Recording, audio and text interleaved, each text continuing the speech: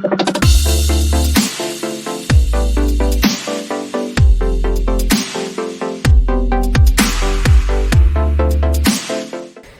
à tous et bienvenue sur ma chaîne. Aujourd'hui, on va discuter de la désorganisation et qu'est-ce qu'on peut faire pour être mieux organisé au quotidien. Alors, je vais vous dire, moi j'ai eu un master RH et j'étais la reine de la désorganisation. Pour vous dire que j'étais très mal tombée. Pour pouvoir valider mon master en RH, j'ai dû faire une alternance et j'ai dû commencer à avoir un métier en tant qu'assistante ressources humaines. Le bordel. Ça a été le bordel au départ parce que j'étais très désorganisée. Alors peut-être que ça s'est pas trop vu ou peut-être que ça s'est vu. Je me souviens plus trop, mais je pense que ça s'est vu. Et il a fallu que je mette en œuvre des stratégies en fait pour pouvoir m'en sortir parce que c'était juste pas possible et j'en avais même honte en fait. Et je me suis dit comment est-ce que je suis arrivée jusqu'à... Alors je sais que plein d'entre vous ont cliqué sur la vidéo parce qu'ils étaient peut-être désorganisés et qu'ils avaient besoin de savoir quoi faire en fait dans ces situations. C'est vrai que c'est une situation dans laquelle en fait qui génère pas mal de stress et pas mal d'angoisse parce que c'est vrai qu'on n'a aucun contrôle quand on est désorganisé. C'est comme si on vous jetait plein de balles dans la figure et en fait on n'a aucune possibilité de les attraper et d'anticiper en fait tout ça, que tout ce qui va arriver c'est comme si le ciel nous tombait sur la tête plusieurs fois par jour. Et c'est vrai que je suis contente aujourd'hui de pouvoir communiquer avec vous et mes stratégies en fait pour vous aider. Bon, on va avancer et je vais vous expliquer en fait la première chose qu'il faut faire quand vous vous sentez désorganisé et que vous voyez que vous pouvez plus du tout gérer. La première chose que vous devez faire, c'est prendre une feuille blanche. Tout simplement, prenez juste une feuille blanche et commencez à écrire toutes les tâches que vous devez faire. Que ce soit pour le travail ou pour la maison, je pense qu'il faut bien séparer les deux, mais parfois, quand on a les idées qui viennent dans notre tête, c'est un peu mauvais. Donc si vous pouvez essayer de faire la liste pour le travail, la liste pour en dehors du travail, c'est bien aussi. Donc vous commencez, vous écrivez toutes les tâches, tout ce qui vous vient à l'esprit. Et je sais que même par la suite, après pendant la journée, vous aurez aussi d'autres tâches qui vont vous sauter à l'esprit et vous allez me dire ah mince j'ai oublié de noter ça. Mais c'est pas grave, faut juste commencer quelque part. Et le fait de les noter en fait, le fait de vous dire voilà j'ai toutes les tâches à faire sur la liste, sur ce papier blanc en fait, ça vous permet de libérer votre cerveau du trop d'informations. Parce que personnellement, je trouve que quand j'étais stressée et que j'étais très désorganisée, en fait, j'avais tellement d'informations dans la tête que c'était pas organisé, que c'est comme si on lisait 3 livres en même temps, en fait. Et tout est mélangé, c'est le bordel. Et je pense que c'est intéressant de pouvoir tout mettre sur papier, de libérer son esprit, de se dire, voilà, tout est sur papier. Maintenant, il va falloir commencer à gérer et à s'organiser mieux pour éviter de retrouver dans ces situations. Donc ça c'était la première chose, mettre toutes les tâches à faire sur papier, tout ce que vous devez faire.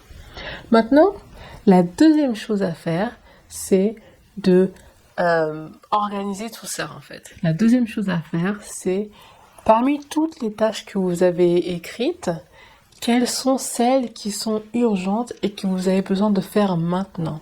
Et que si vous ne les faites pas, vous allez avoir des problèmes.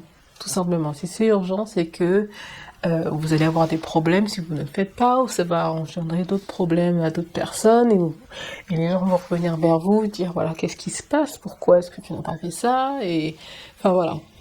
Des tâches urgentes. Quand je dis urgent, c'est pour vous, c'est celle qui génère le plus de stress en fait au final. Hein. Donc, une fois que vous avez la liste de toutes ces tâches urgentes, c'est bien aussi que vous puissiez mettre combien de temps vous pensez devoir utiliser pour réaliser en fait ces tâches. Je suis désolée, j'entends un bruit, c'est mon ordinateur portable qui s'allume tout seul. C'est un peu embêtant, mais bon, on va faire avec. Il s'est éteint. Donc, ouais, prenez votre feuille, organisez, prenez en fait, surlignez par couleur si vous voulez, les actions urgentes à faire. Et dans ces actions urgentes-là, si vous pouvez mettre à côté le temps dont vous avez besoin pour réaliser ces tâches-là, c'est encore mieux. Ça va vous permettre par la suite de pouvoir savoir qu'est-ce que vous pouvez faire en premier et qu'est-ce que vous pouvez faire en dernier. Donc, bon, maintenant on laisse de côté les tâches urgentes et on passe à la troisième étape qui est de sélectionner les tâches qui sont vraiment pas urgentes du tout. Les non urgentes, celles que vous pouvez faire attendre pendant 1 mois, 1 semaine, c'est pas urgent. Et si vous ne le faites pas, bah c'est pas urgent. Faut juste que vous fassiez à un moment donné, mais c'est pas urgent, c'est pas maintenant que vous devez le faire. Donc prenez, surlignez dans une autre couleur ou sélectionnez, peu importe ce que vous voulez. Prenez ces tâches-là, tâches non urgentes, et ensuite, ça va vous permettre de séparer en fait en 3 catégories vos tâches. Donc vous avez ensuite les tâches urgentes, les tâches non urgentes, et le troisième, donc ce qui va être ma 4e étape, c'est le reste. Toutes les tâches qui restent en fait. Ce sont les tâches qui sont pas urgentes,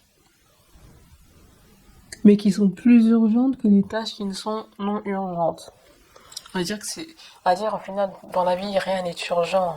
Mais ce sont des tâches qui sont produites. Donc, si je le fais pas maintenant, c'est pas grave. Je pourrais le faire demain, après-demain, etc. Donc, une fois que vous avez ces 3 types de tâches, c'est important de faire les tâches urgentes. C'est le but, hein.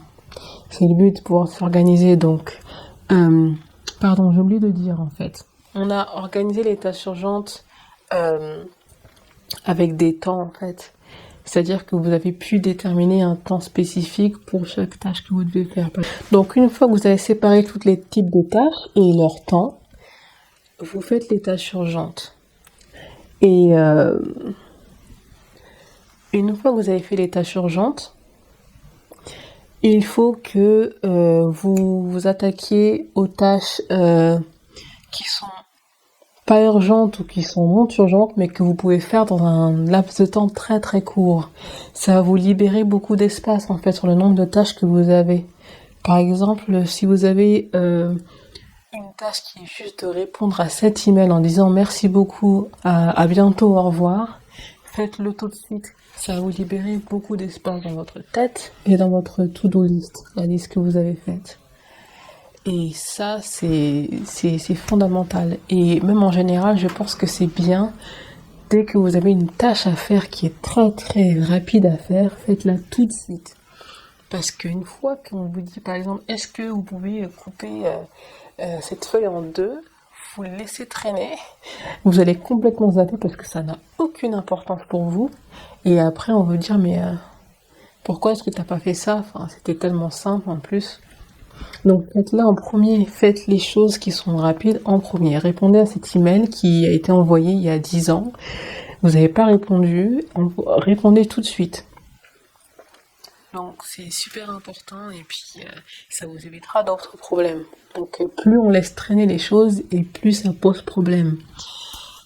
Une autre astuce aussi, c'est les tâches qui sont non urgentes et les tâches qui sont pas urgentes mais pas vraiment non urgentes, c'est bien de savoir en fait si vous pouvez les déléguer. Donc si quelqu'un d'autre peut le faire. Donc une fois que tout ça c'est fait, c'est bien de commencer à s'organiser et de créer un calendrier. Je vais faire une nouvelle vidéo sur l'utilisation d'un calendrier parce que ça a changé la façon dont je travaillais complètement, parce que le calendrier vous permet d'organiser et de prévoir toutes les choses que vous avez à prévoir en fait.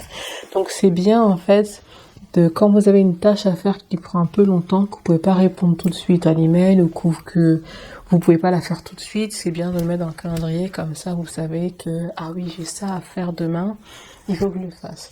Je ferai une autre vidéo à part pour vous expliquer un peu pourquoi avoir un calendrier c'est bien, et un calendrier bien tenu c'est encore mieux, et savoir ce qu'on peut faire de ce calendrier et comment améliorer votre productivité au quotidien.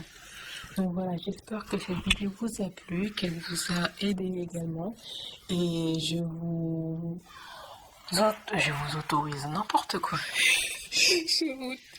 Vous pouvez vous abonner si vous voulez d'autres conseils en quotidien. Au quotidien non plus. Je pense que je suis fatiguée. Vous pouvez vous abonner, liker et puis je vous retrouve dans une prochaine vidéo. À bientôt. Au revoir.